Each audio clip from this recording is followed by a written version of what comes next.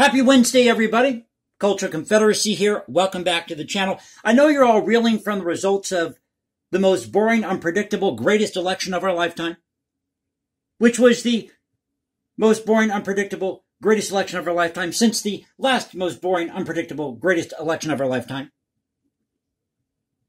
which was the greatest, most boring, unpredictable election of our lifetime before that. But right in line with this midterm election cycle, I have a story here at Fox News. Queer News Update for you. Minnesota elects its first transgender state lawmaker. Story by Greg Weiner, W-E-H-N-E-R. Says here, Lee Fink is the first transgender state lawmaker to be elected in Minnesota. Now, Fink collected 15,635 votes, or 81% in District 66A in Minnesota's House of Representatives. You should see a picture of this guy. She. Bro system. I'm calling these people bro system.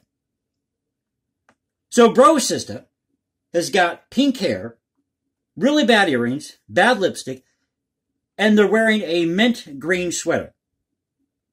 Remember that sketch on Conan O'Brien, If They Made It? Well, that's what this person looks like. The district is located northeast of Minneapolis and has a population of just over 41,000 people. Fink's opponent, Trace Johnson, Republican, received 3,569 votes, or 18.5% of the vote.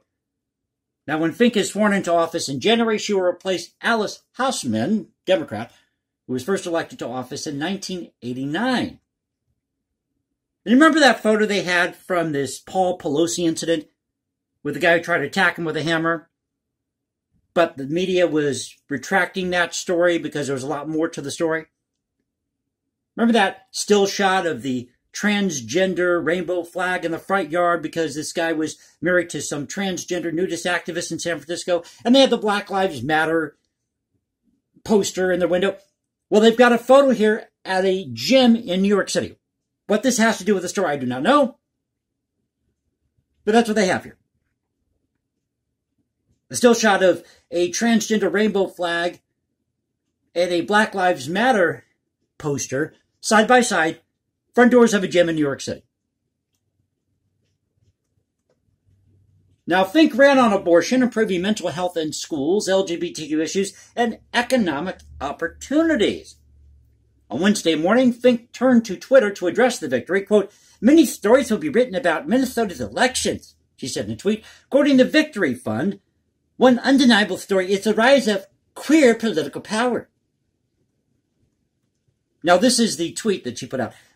"Many stories will be written about Minnesota's elections. One undeniable story is the rise of queer political power and 11 LGBTQ candidates for the legislature. 11 victories. In those 11 victories are many firsts. Let's make trouble. Onward.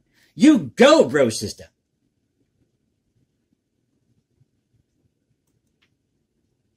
Victory Fund is an organization that works to increase the number of openly LGBTQ elected officials at all levels of government. Now, the reason I do these Queer News updates, in case you're wondering, isn't to poke fun at people in the LGBTQ community. So please don't go to YouTube and say, you got some guy here on YouTube who's making fun of people in the LGBTQ community. I'm gay myself. But when you throw this in people's face like this, people don't react too kindly to that, okay? They just don't. To each his own. I mean, do what you want, be what you want. But there's a certain way to do it. So according to its website, Victory Fund has helped elect thousands of LGBTQ candidates into office since 1991. Quote, "Lay made history tonight because she is ready to disrupt the status quo and fight for real change on behalf of her community," Ines Parker, the president and CEO of Victory Fund, said. "From safeguarding abortion rights to addressing social inequities, she has a vision for the future that voters are clearly enthusiastic about. Her win is a clear and deafening rebuke to the transphobia currently sweeping our communities." Where is all this transphobia? Where is all this transphobia? I don't see it. And I live in one of the whitest, most rural areas you can think of. This transphobia currently sweeping our communities, and her success will inspire other trans people to step up and run. So a quick video tonight, article at Fox News. Right in line with the midterm elections, Minnesota elects its first transgender state lawmaker.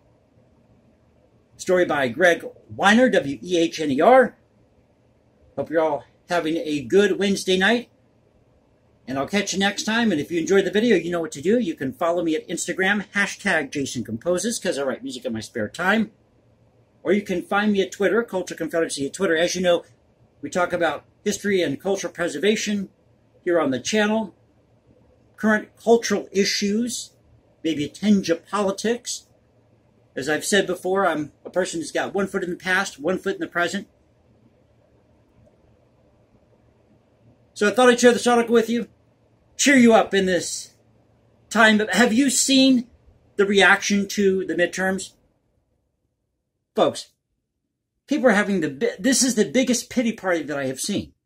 Why is anybody surprised that the Republicans didn't get as many seats as they wanted? Or the Democrats didn't get as many seats as they wanted? When you only got two parties running everything, what do you expect? So I don't want to go too long in the video, but thank you for being with me.